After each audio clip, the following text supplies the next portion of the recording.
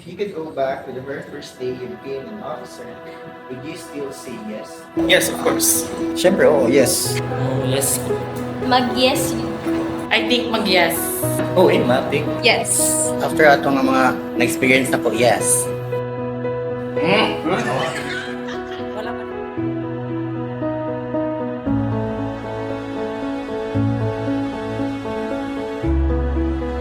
Greetings. Ay, okay. Ay, hindi ko talaga eh.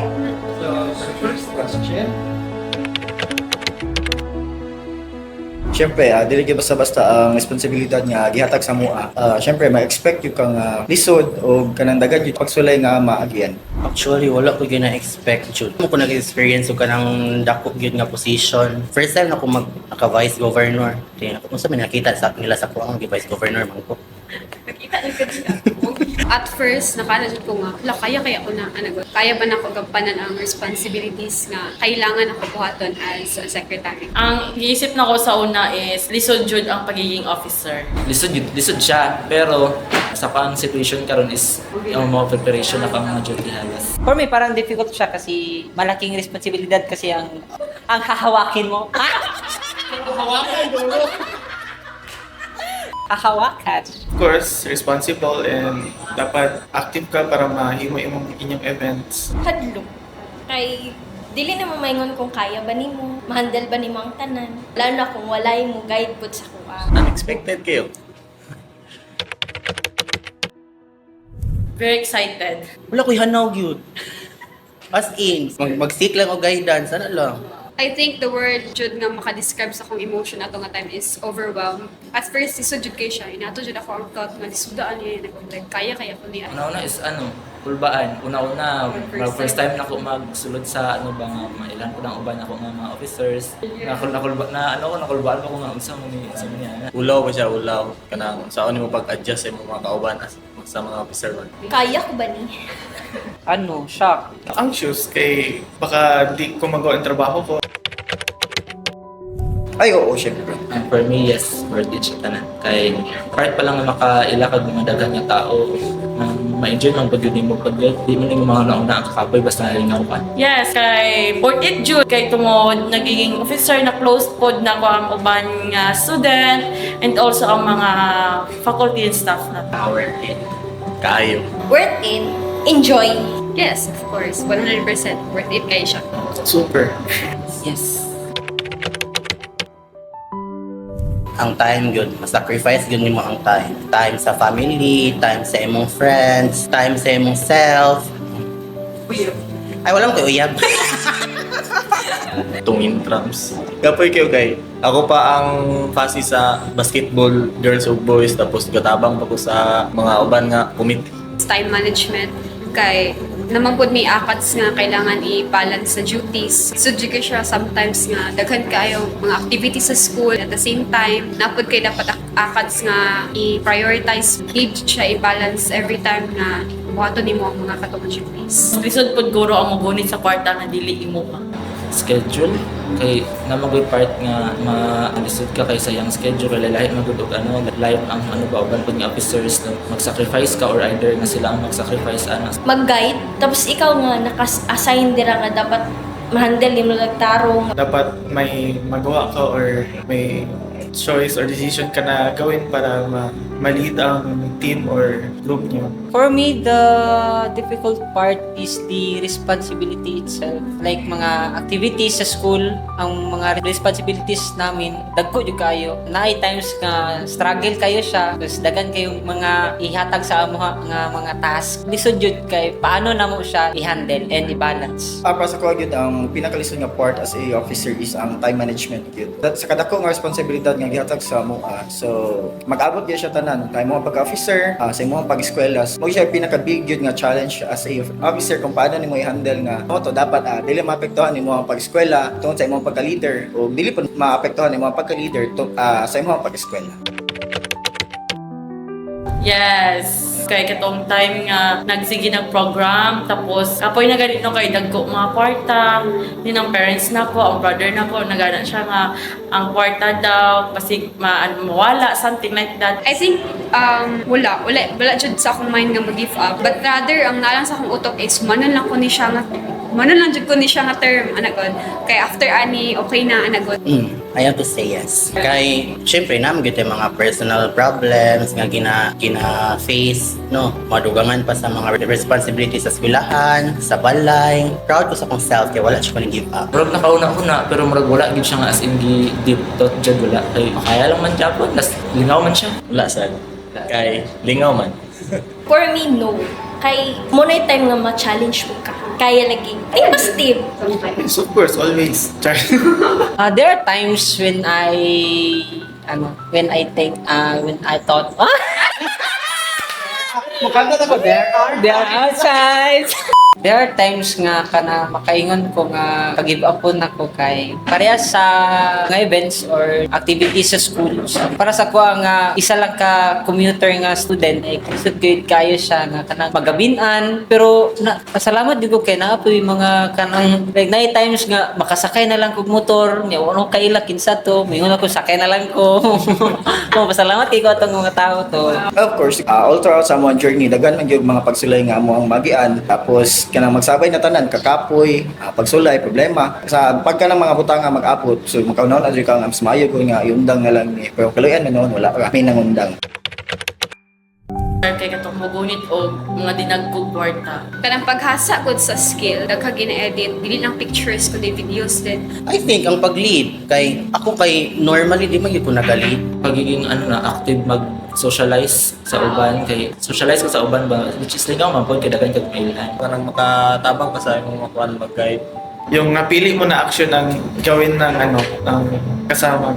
Para sa ko ang pagka-leader. Isa gyud akong pinakadili gyud ganahan is kaning mag-istorya sa atubangan sa daghang nga tawo. So first time gyud ko to na experience and grateful kay ko nga naka-experience ko nga ako. Face na ko akong isa sa akong mga fears. Nutrition month nga natumba ko sa motor. Sa daghang tao. Dagan man eh. Iban may isa-isa. Sa ko katong IS day, like grabe, hago jud kay ko ato. Like first day nga nahimong performer, nga nahimong officer pagkahapon, nahimong facilitator, like grabe, lisod kayo siya. Pero lingaw, like grabe para sa ko kay to. Productive kayo to siya nga day. Siguro katong during intramurals, kalinlangan 2K25 kay mo gito siya ang pinaka first nga big event nga handle ako as a governor. Thankful kay ko sa akong mga kauban kay close na ko sila and then dili na lisod kayo nga mag-adjust and sinabot mi balik. Worth it kay sila pud akong malaging kauban and then sa guidance po. Siyempre, iya akong mga ka-officers. Inubanan po sa guidance sa among advisor.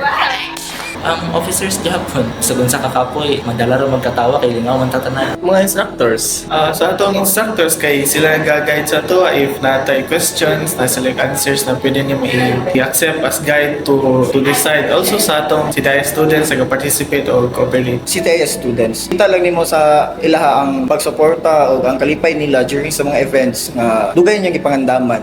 Makaingon jud ka nga worth it tanan kakapoy o sakripisyon. Ay, si Dave.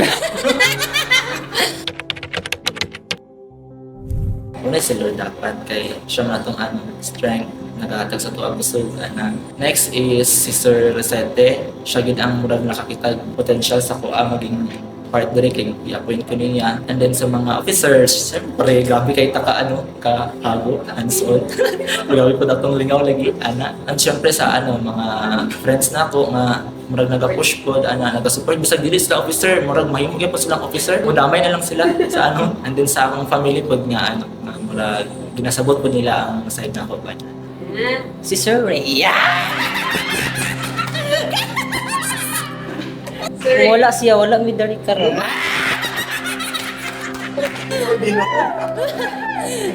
Syempre unang-una sa tanan ang amuang program head nga si Sir Elton Bercival. Tapos si kaduha ang amuang DSJ advisor nga si Sir Ray Rosette. Tungod sa presensya o sa tabang ni Sir Ray kanang mas napagaan gani ang among mga trabahoon. Siyempre, ang CTS instructors sa ilang makanunay nga suporta, pag kayo nakapasalamatan ang mga former governor nga si Kuya Ronan, siya gyud isa pud sa mga tawo nga nangusugyot nga kumbaga nagtulak sa kuha nga i-take ni nga opportunity. Since na-experience naman niya, so gusto po niya i-experience sa kuha siya. Naging mentor nako sa kuha journey nga naay mga instances nga mo kanang mag-wonder ko kung sa'yo dapat buhato. Perminti po nga naa si Kuya Ronan nga kanang makahatag sa kog advice. Gusto po na ko pasalamatan no, ang ako ang mga kaubanan sa DSG, gikan sa mga Vice Governor, paubos sa mga Mayor's League Representative, kay bisag isa lang mawala ani sa amo karon na set of officers, kanito lang nga mga achievements kay dili gyud mamahimo nga posible.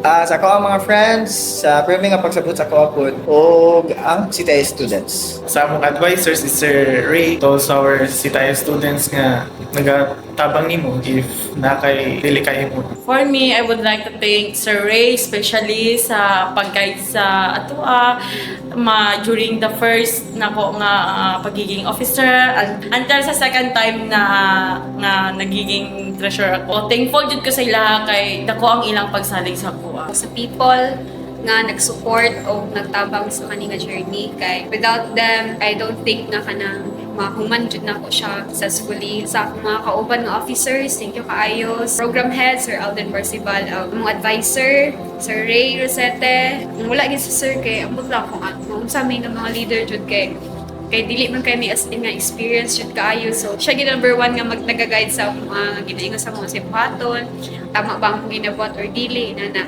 And then next is si Sir Larry, kay as mentor man na mo siya sa creatives, kay Sir Jetro na always kay nga supportive kay sa mga vlog supportive tanan gid sila, supportive kaayo sa mga activities, mga events. Thankful pud kay sa mga parents kay supportive pud kay sila, kay wala sila di jud ako kaya nga gampanan na akong responsibility as an officer. And Si Sir Ray yun.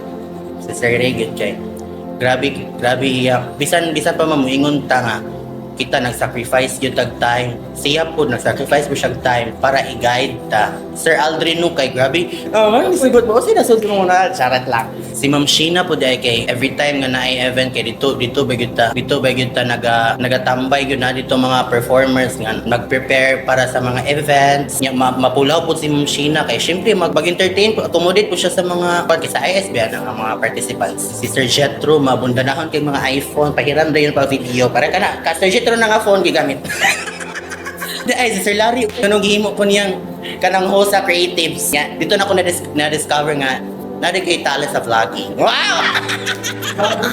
Vlogger is yarn! Sa tanang instructor sa CTIS department kay grabe gyud kay ilang mga support sa ato every event. Ma-feel gyud nimo bisag dili man present ilang mga present sa event pero ma-feel mo ilang support through sa kanang mga encouragements. Siyempre, atong department head, ang ato ang advisor na to nga grabe, supportive kayo. Siyempre, ang mga DSG nga tabang. Number one, ang advisor na to, si Sir Ray. Lalo na itong mga instructors, sila sir nga nagalit sa atua. Enjoy lang mo and then natagin nyo ang best, dapat mas bongga pa. dili lang jud mag-give up, and then if responsibility is mahatag sa imuha is at first overwhelming jud siya, pero ang mindset lang dapat nato is dili ihatag ang responsibility sa imuha kung dili nimo kaya gampanan. So always be optimistic. Ang mga bagay is makaya raman siya pag naana jud ka dira. So it's okay to be overwhelmed at first, pero along the way makaya ra ninyo, figure out ra ninyo, and good luck. Ay, many are called but few are chosen. If tagaan mo ka ng challenge, you must i-face yun ninyo. Face to face. Dili mo kanang dili mo magpataas goal. Sa dapat be fair lang. Huwag niyo lang i-burden ang sarili niyo. Kaya niyo naman na other students na nag-support sa inyo ha. Dili niyo need i-shoulder ta na. Para sa mga incoming officers, good luck and i-enjoy lang ninyo inyong leadership and wala to. I-enjoy lang yun ninyo. Normal lang, kapuyon mo kay part yun na siya as a officer. Kapuy yun siya, pero pag manggod nga gina-enjoy lang ninyo yung ginabuhat, dili nyo mabantayan ba nga, ay, nahuman na dito, na-achieve na din na mo ni ngani. So, kana lang, enjoy lang yun siya permanente.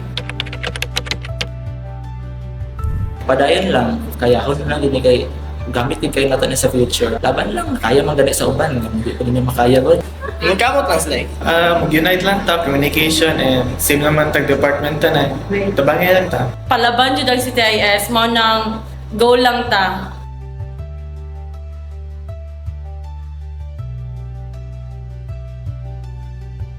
The best part of being an advisor, especially for this DSG, the CTIS, is of course imparting also my leadership skills as what I have experienced on my leadership moments when I was still studying.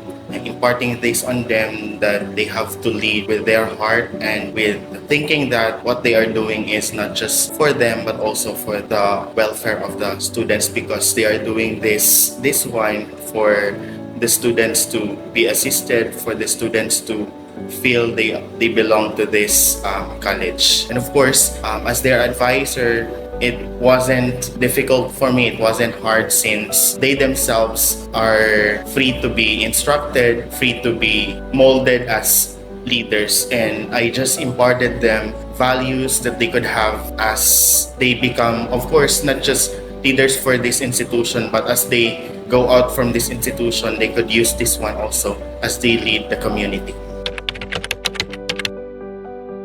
When you lose the interest or the will to go on, since of course I am instructor also, not just their advisor, and when responsibilities merge together for us, an instructor and as an advisor, and losing on track also, since I also have my own responsibility to attend to. As I will assess, of course, I am also a former leader, especially on my college days. If I could assess this leadership that I have guided for this one, it's better now, since all of the experiences I have, the lapses I made, was once corrected. It was successful with the help also of course, the students of CTIS. And that made also the officers kanang mas easy po sa ilahang pag-handle sa ilaha, since the students are also willing to follow the leadership of this organization. Responsibility of every student is to study. That's the main goal of every student.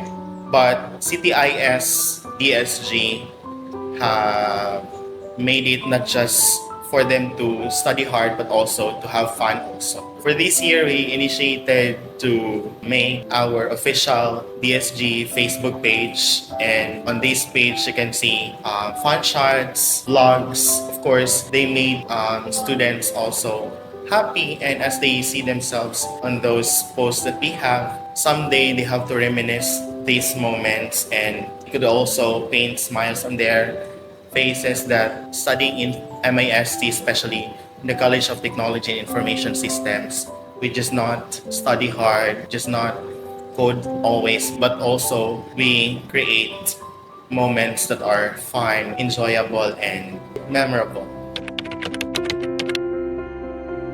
To accept the calling, they just have to accept the challenge, since this is an opportunity for them to show their potential to lead the studentry and to become a better person and better leaders, not just for this institution, but also, again, as they come out from this institution, they are bringing the values, the skills to lead their respective communities someday.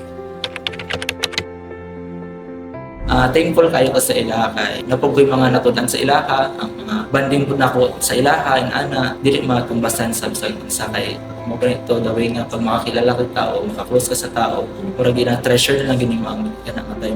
Thankful po kay as a person nga dili confident and na good weakness na sila diha para to do your job or to assist you. Officer. Oh my God! Yes. Sometimes. Pasilang beauty ko. Marla, wala beauty. Tapos thank you kay open mo sa kuha ba. Tapos naging close ta mo. Thank you sa tanan. Ang message ko sa taong co-officer is thankful ko sa inyo ha kay kini nga officer is very very active.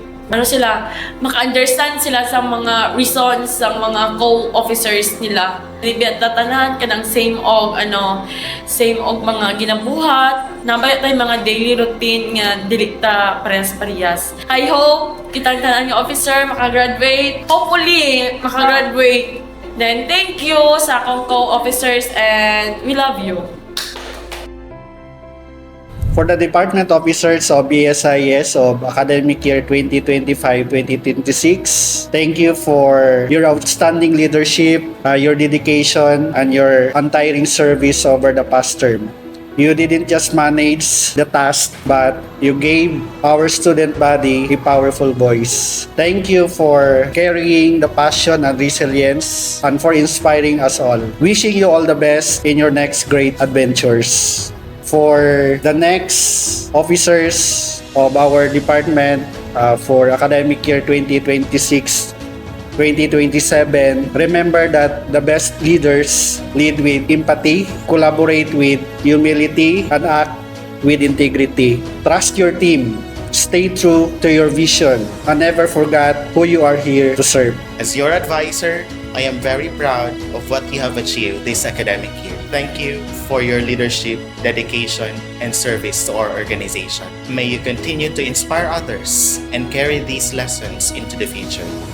Congratulations and best wishes on your next journey.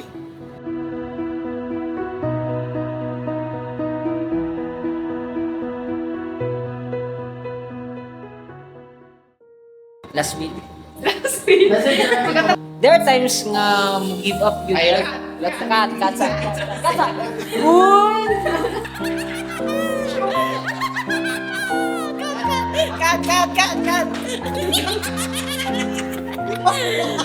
Ay, wala ramang kayo eksena sa ISD. Ay, mora yan mong bini. Yan ang bini, binanyo. Ay, dili. And wala to.